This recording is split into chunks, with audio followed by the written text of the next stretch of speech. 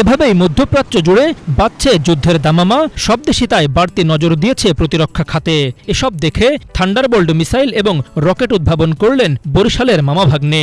নিজেদের হাত খরচ, সঞ্চয় ও পরিবারের সাপোর্ট নিয়ে ৭ লক্ষ টাকা খরচ করে ৫ কিলোমিটার রেঞ্জের ঘণ্টায় ৩০০ কিলোমিটার গতির মিসাইল এবং রকেট তৈরির দাবি করেছেন এই দুই তরুণ।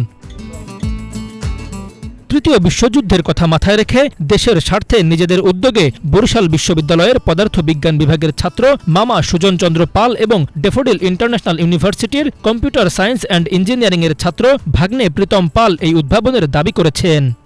যে এটা তৈরি করছে এখন আমরা চাইলেই তো উৎক্ষেপণ করতে পারি না, তো সেক্ষেত্রে কিছু নিয়ম নীতি আছে। তো আমরা যদি সরকার আমাদের পারমিশন দেয় সেক্ষেত্রে আমরা উৎক্ষেপণ করব। তো এটা আমাদের এটা এখন পর্যন্ত যে আমাদের মিসাইলটা এটা 5 কিলোমিটার রেঞ্জের মধ্যে যে ওই গাইডেন্স সিস্টেম ফলো করতে পারে। তো আর এটার বেগ প্রায় ঘন্টায় 300 থেকে 350 কিলোমিটার। তো আমরা এখন চাচ্ছি উৎক্ষেপণ করতে। আমরা নাসা স্পেস অ্যাপ চ্যালেঞ্জ, তারপর ইউরোপিয়ান রকেটরি কম্পিটিশন এখানে জয়েন করি। তো এখান থেকে আস্তে আস্তে আমরা রকেট সম্বন্ধে ধারণা পাই, একটা ইঞ্জিন কিভাবে কাজ করে এরকম।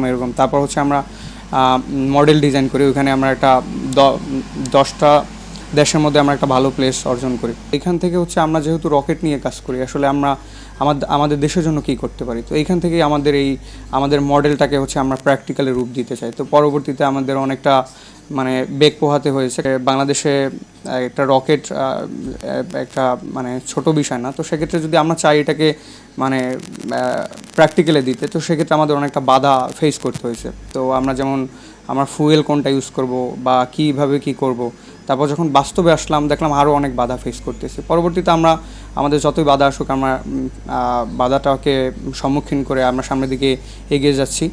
তো এখন আমরা মোটামুটি আমাদের সব কিছু কমপ্লিট। এই মামাভাগ্নের বাড়ি বরিশালের আগৈলঝাড়া উপজেলায়। ছোটবেলা থেকেই তাদের চিন্তা ছিল ভিন্ন কিছু করার, আর সেই ভাবনা থেকেই ২০২২ সালে রোবট নিয়ে কাজ শুরু, আর বর্তমানে উদ্ভাবন করলেন মিসাইল এবং রকেট। সরকার ওড়ানোর অনুমতি দিলেই তারা মিসাইল ও রকেট উৎক্ষেপণ করে দেখাতে চান।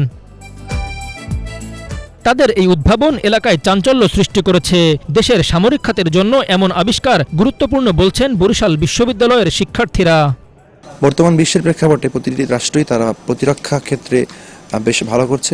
সেক্ষেত্রে এই দুইজন শিক্ষার্থী আমাদের বরিশাল বিশ্ববিদ্যালয়ের পদার্থবিজ্ঞান বিভাগের, তারা যে আবিষ্কারটা করতে যাচ্ছে এবং যে ইনিশিয়াল পর্যায়ে রয়েছে, আমি মনে করি তাদের প্রতি সরকারের এবং বিশ্ববিদ্যালয়ের একটা নজর দেওয়া খুবই দরকার।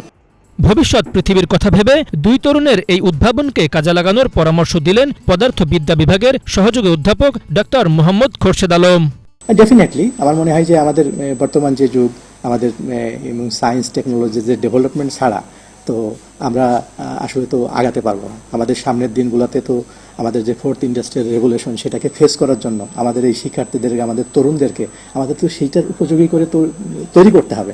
আমার মনে হয় যে সুজনের যে চিন্তা, সেই চিন্তা আমার মনে হয় যে সেই যে সামনের দিনগুলোর যে চ্যালেঞ্জ, সেই চ্যালেঞ্জকে মোকাবেলা করার আমার মনে হয় এটাই তাদের যে প্রাথমিক পদক্ষেপ। এবং আমরা এই শিক্ষার্থীদের যে এই যে চিন্তাগুলা এবং তাদের যে মেধাগুলা, এটা সরকারিভাবে আরও বেশি নার্সিং করে এটাকে আমার মনে হয় যে আমাদের যে 4th ইন্ডাস্ট্রিয়াল রেভলিউশন যেটা, সেটাকে ফেস করার উপযোগী একটা জাতি হিসাবে গড়ে তোলার উদ্যোগটা সরকারকেই নিতে হবে।